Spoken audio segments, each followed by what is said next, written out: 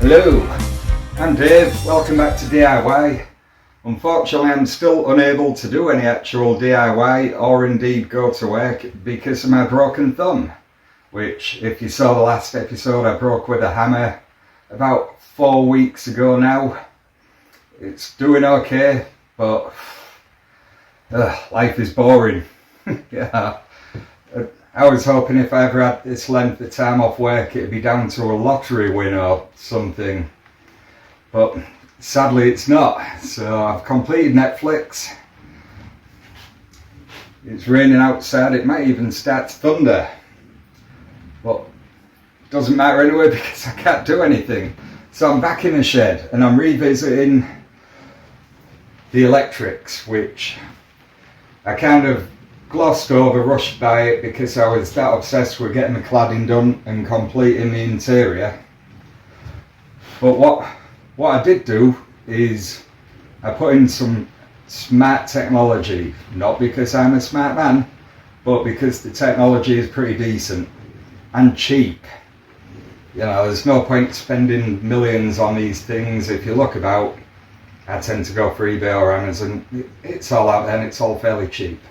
So what we're going to dive into today is what I've done, why I've done it, what equipment I used, and is it reliable? I'm not really comfortable with this angle, but so what we're looking at here is a man crammed under a shelf. No, well, it's a Sonoff smart screen. I can't remember the exact name, I'll put it in subtitles below, as is my way. So what we're looking at here, it comes in two shapes. One suits European or US shape back plates, and this one is for a UK standard back box backplate thingy. So it is in effect a replacement for a standard light switch, but don't rush out and buy one yet. You need a fixed neutral feed to it in order to replace a light switch. That's not something that is standard or common in the UK. But since how I was wiring everything in here from scratch, I could do that. So what have I done? Why have I done it? So for a start, it looks fancy. It's got a little, I don't know, 2-inch screen on it. It's more than big enough to see, more than bright enough to see. And it's not lit up all the time. It does go into standby mode. But effectively what we're looking at, it's got 2 hardwired relay switches in it which are capable of switching 2 amps, I believe. So it's not going to power anything major, anything big, but it does do 2 lighting circuits within the shed. Oh, there's a light right here, so there we go. So that's one switch. The other switch does a couple of LED lights on the other side of the shed. So it will operate as a standard light switch, even if you've got no internet connection or anything, so you don't have to go back to the Stone Age, hang about in the dark. It's got a built-in temperature sensor, so it's possibly a bit small on the screen you're watching on, but here I've got 18 degrees, which is the internal temperature of the workshop. And then through Wi-Fi and location services and a weather app, it gives me the external temperature, which is 12 degrees. So that's pretty decent. I'm happy at that. I've had no heating on in here whatsoever. Just the sun coming through the windows. So yeah, that's a useful feature. So from this home screen, we can just slide over and using a free app, which is called eWheelink. It is free. It's not the most fancy to look at, but it is very practical. You can configure other additional Wi-Fi switches, lights and things which you want to control via this screen. Now, the reason this is useful for me is when it gets dark in the garden, I don't want to have lights on all the time, but I also don't want to fall over things. So from here I can turn on lights at the bar, some lights near the pond / hot tub area, and I can even turn on various lamps in the living room. If I'm working out here and it gets dark inside and I just don't want to faff when I go inside, it's pretty decent. But one of the reasons I wanted this functionality out here is all down to the app. So here we go. Because I'm filming on my actual phone, I've got my old phone here and I've got the eWhy Link app open on the home screen. Like I say, it's not the prettiest app to look at, but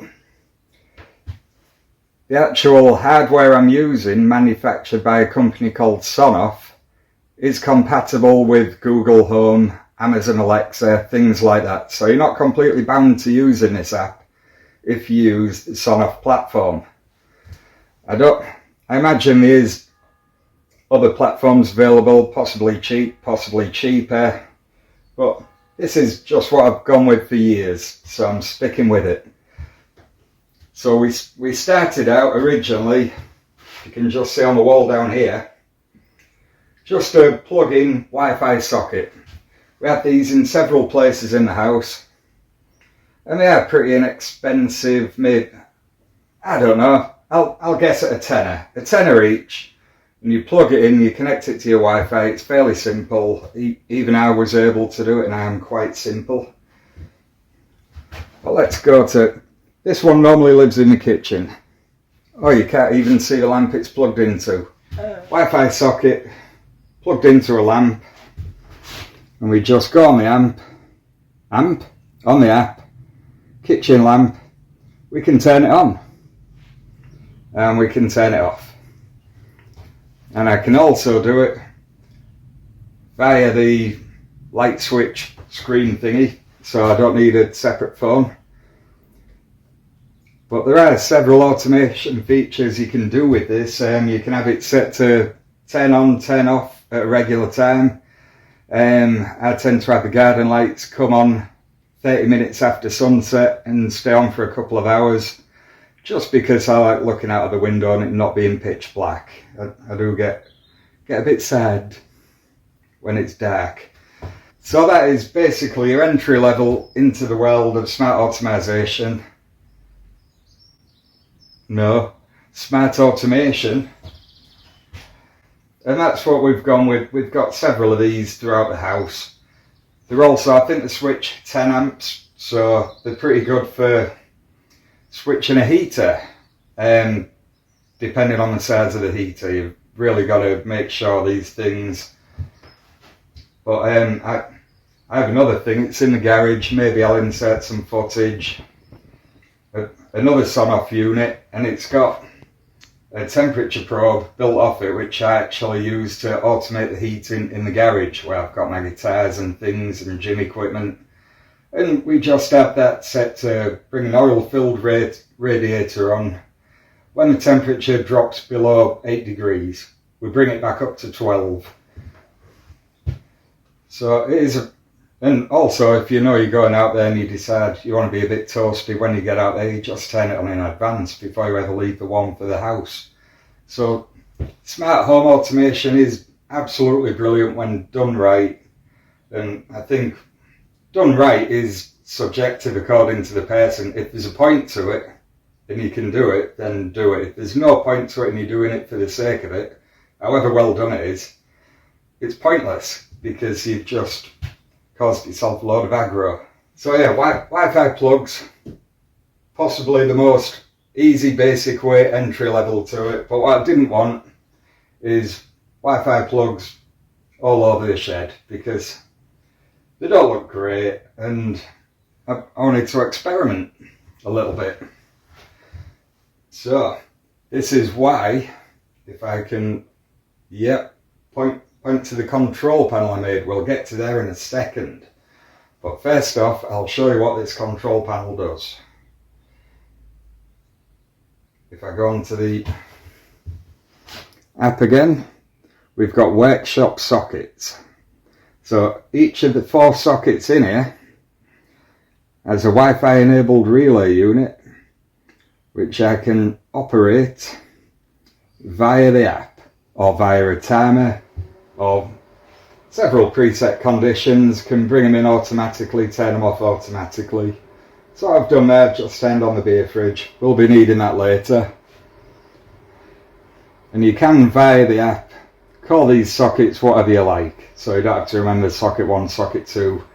It takes 2 minutes. I name them after whatever's plugged into them, if it's going to be in there for any length of time. So if I just turn on the Falcon, I said, oh, there we go.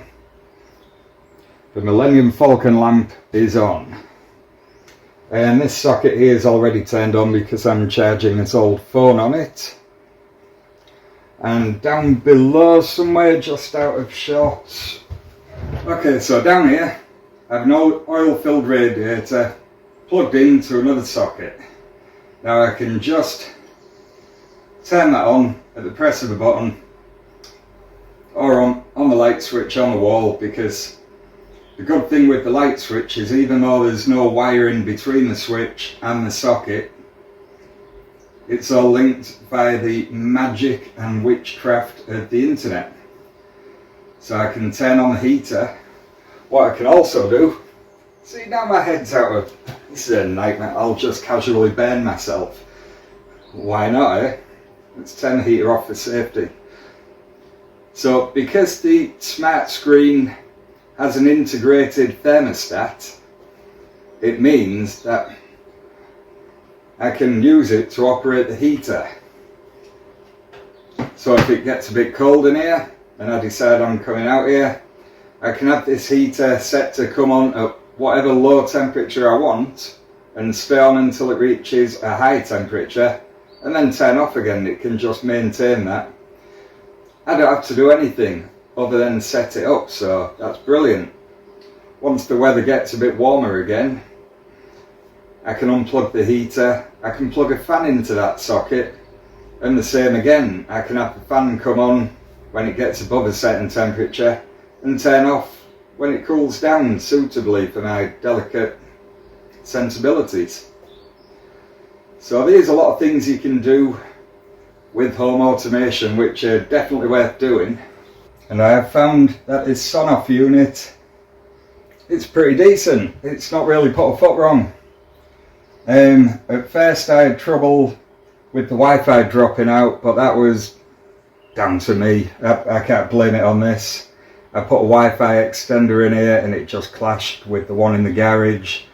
And it was a full nightmare, but none of it is down to this unit. This unit honestly has not put a foot wrong in 3 months. And it's mounted in a shed. So I figure it can only be more useful in a house. So yeah, that's my review of this. It's pretty decent. But one thing I have found annoying with it is the actual scale for the screen's automation. It only goes down to 16 and up to 31 degrees. I mean, I don't know what kind of a sick individual wants to put the heating on all the way up to 31 degrees. And obviously, being a shed, it's an exterior building. If you have no heating on, it drops well below 16.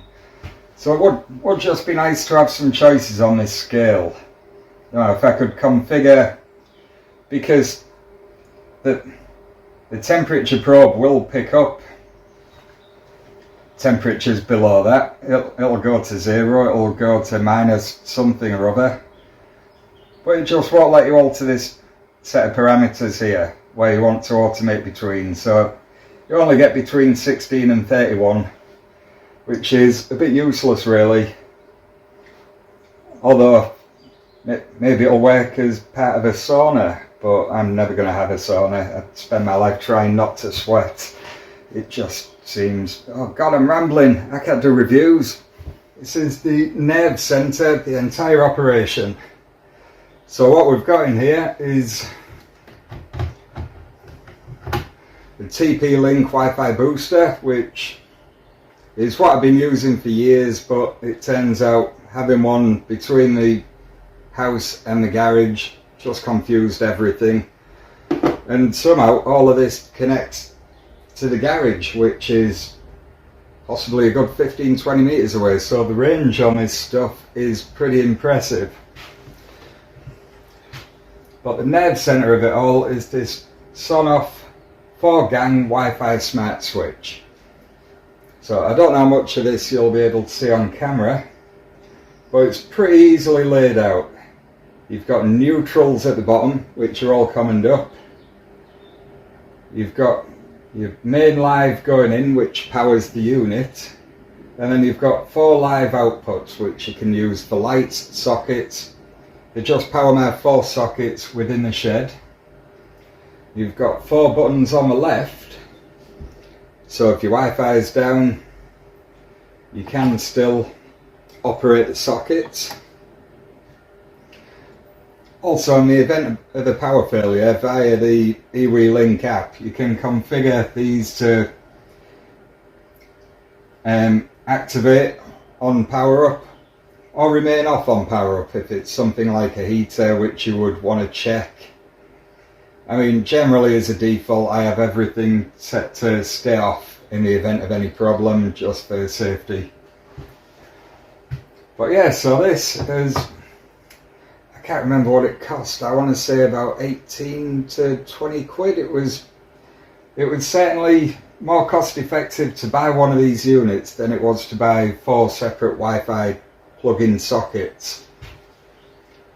But obviously you need a certain amount of knowledge and skill and an area to put it in a box and make it do what you want. So that's pretty decent. Oh, going back to the screen, the hardware buttons on the bottom, they're not just hardware buttons, you can still operate the lighting via the app. So all in all, it's turned out pretty well, and it was pretty cost effective. And oh, seems how I turned on these LED lights.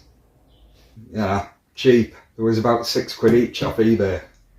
Like Chinese specials. Like I love stuff like that. I don't see why everything has to be too fancy. I like just fancy enough.